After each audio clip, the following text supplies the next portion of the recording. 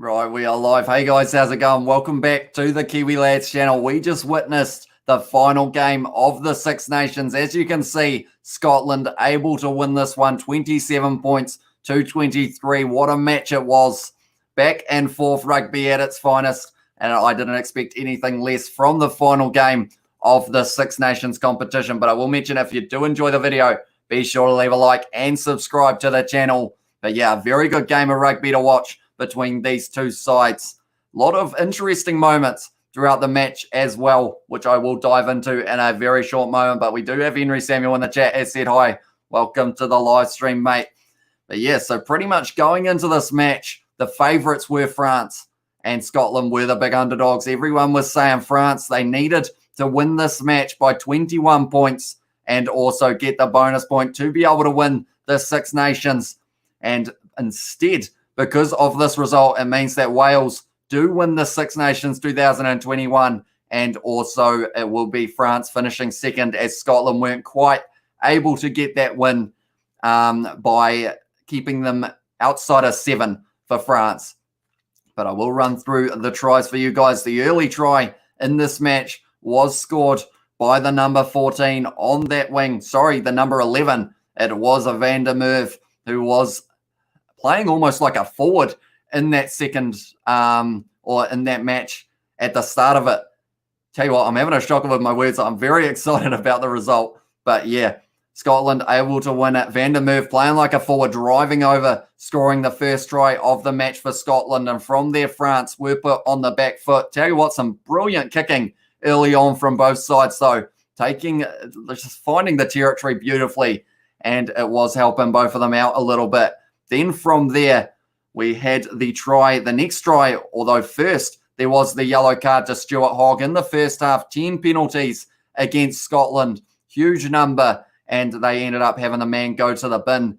And from there, in the second half, the first try was scored by France, and it was Damien Penaud on that right wing for France. It was an offload and a half from Virimi Fakatava, then a chip in behind from Penaud, then he grubbed it forward and then puts the ball down, and France were able to score. But going into halftime, the score was 13 to France, 10 to Scotland. Then after that, the next try of the match was scored by David Cherry, in the 60th minute. He had only been on the field for a few moments. Someone who I felt had a very good game was the number 2 for Scotland. It was George Turner. He was everywhere, and so was the man in the number 11 jersey, Gaël Fickou, for France. He was having a busy game as well. But yeah, then Cherry scoring in the 60th. From there, it was a counter from France. It was in the 65th, and it was Swan Rabage. And this game, many moments happened throughout it that it was very hard to tell who was going to be able to win it, because we all knew France needed a lot of points, so they were playing aggressively. But then Scotland, they had the passion, and they also, you could see they wanted to win. They wanted to beat France for the first time since 1999 at home. And in the end, they were able to do that. Then there was an interesting moment, and that was the red card for Finn Russell in the number 10 jersey for Scotland. What happened was, when he was going into contact, he had the ball in hand and he put up the left elbow, and it ended up striking Dulin, the fullback for France, ended up striking him direct contact to the neck. And from there, the commentators, they didn't think it was going to be a red. At worst, they thought maybe a yellow, but in the end, it was a red card for Finn Russell. So that was a huge call at that stage of the match. And the big thing there that I noticed was the fact that Russell and Dulin, after it happened as well, they kind of just had a wee moment how they kind of had a bit of a handshake kind of thing, because of the fact that I don't think either of them felt that it was worth that red card, but they said it was dangerous, direct contact with the neck, and that is why Russell was off the field.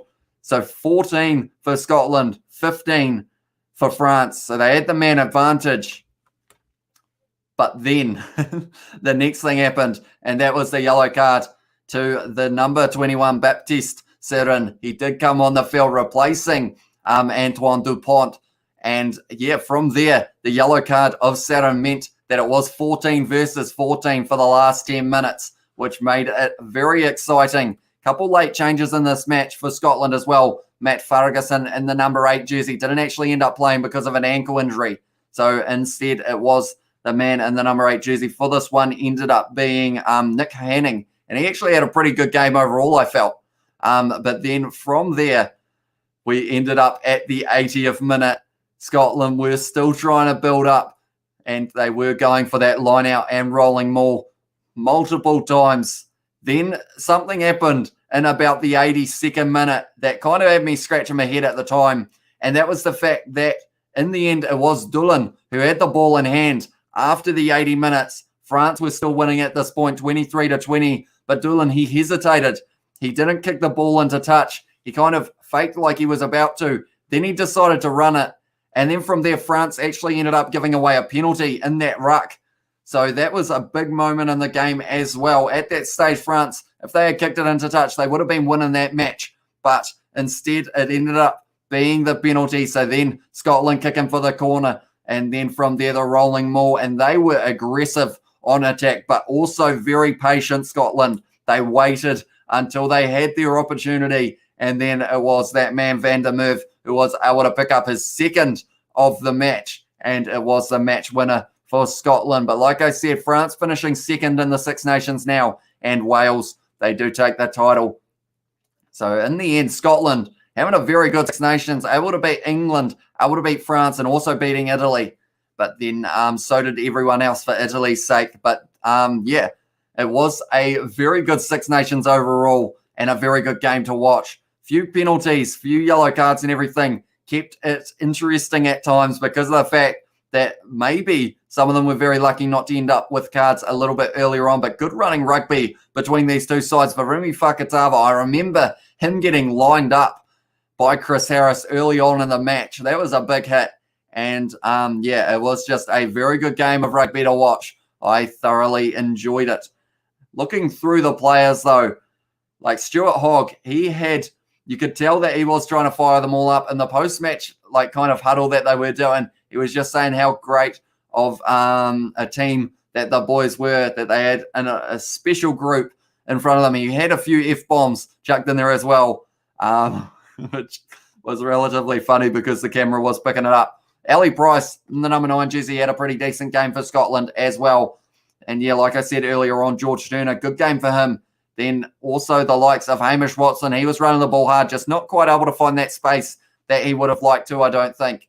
Then for France, Dulin having a decent game. Pernod, pretty good on that right wing. And he was very lucky because at one stage, he ended up in the situation of, he ended up with a knee right to the mush or to the nose.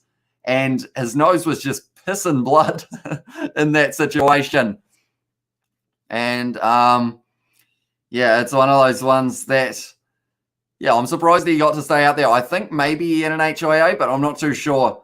But yeah, decent game for him. Fakatava was a bit quiet in the middle. Vincent, I felt, had a couple opportunities that he could have been maybe passing that ball throughout the match, but not quite. Awal too. Fiku, good game. Natamak in the number 10 jersey, good game other than the kicking. If he had converted everything, they would have been looking at probably 27 all, to be fair, at that stage. And then we have also got for France, Olivon putting in a shift, Geelong and Rabage both having good games.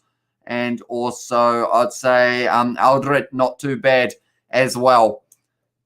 But yeah, overall good game to watch. I know that, yeah, quite a few penalties. Discipline was a bit of a factor for both of these sides throughout this one. So I feel like, yeah, probably a few too many penalties for both sides if they were looking back on it. But overall, Scotland, 10 penalties against them in the first half, pulling it back to only 14 in total, 12 against France. And that was in the 75th minute. So that would have changed as well a little bit later on. Maybe even France overtaking them in terms of the penalties against them. But yeah, end score 23 to France, 27 to Scotland. Quickly running through the tries once again. For Scotland, it was Van der Merwe who was able to score 2 of them, and then Cherry scored the other. And then for France, it was, in the end, it was Pernod who was able to score. Also, it was Rabage.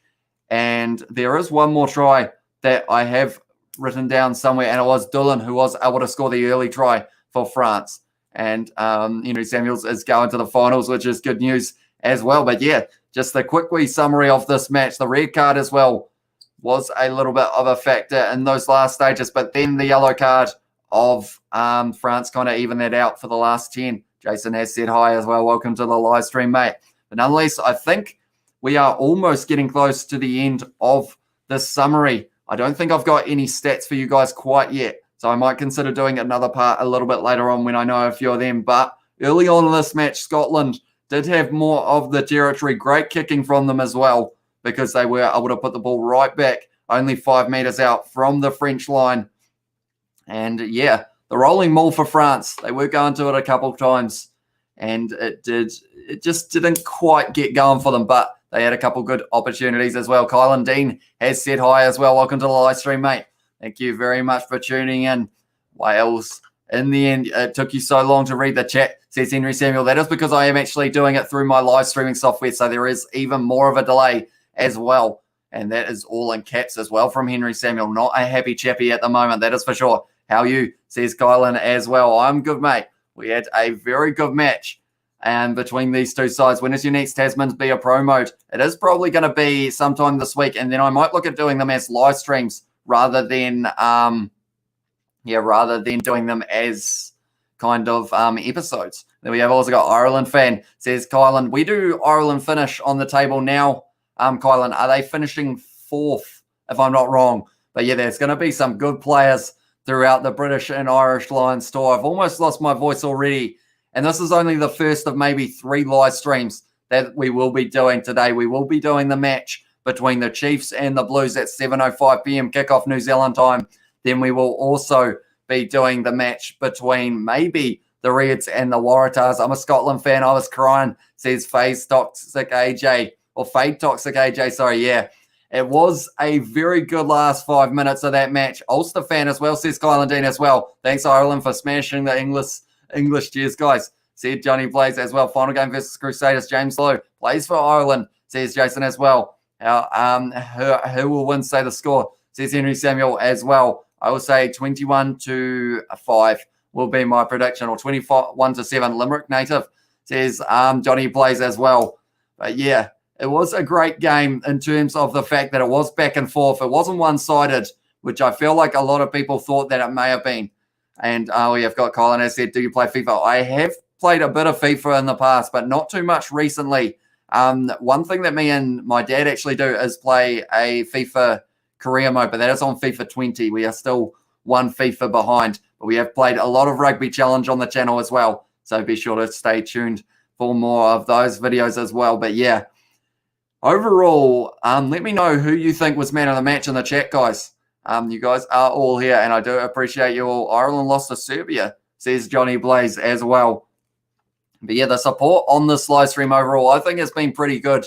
We haven't got too much of a Northern Hemisphere fan base, so or subscriber base. So hopefully we will be able to build that over the coming months before the British and Irish Lions tour of South Africa. Do you like football? I do enjoy watching it. It is just more of the fact that at the moment, with the amount of videos that we have been doing on the channel recently, like I've hardly had a chance to be able to watch too much live sport other than football, or other than rugby, because of the likes of, I like watching rugby league as well, also a bit of cricket and a bit of football as well. But yeah, just haven't really had the chance to be able to watch them recently.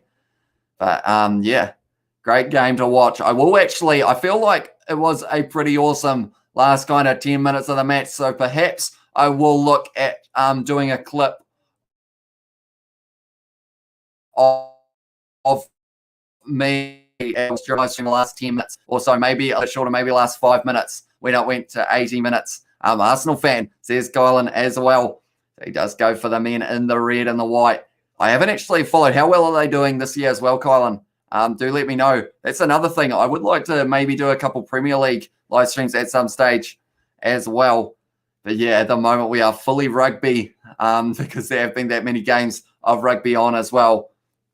Yeah, well, quickly, anyone who is just tuning in now, 2 tries for Van der Merwe, the other for David Jerry. Then it was France, it was Dylan who scored, then it was Pinot, and then also Rabage was able to score the other. Hurricanes beat the Highlanders yesterday, says Jason. They did indeed. Was a good win for them, and maybe we will have a second upset of the weekend if the Chiefs are going to be able to beat the Blues. That game is at 7:05. Hope to see some of you guys here for that live stream as well. But nonetheless, I think that's almost going to be the end of this little short review live stream. If you did enjoy, be sure to leave that like, subscribe to the channel if you are new, and I will be seeing you all possibly for the live stream tonight, but I will see you all later.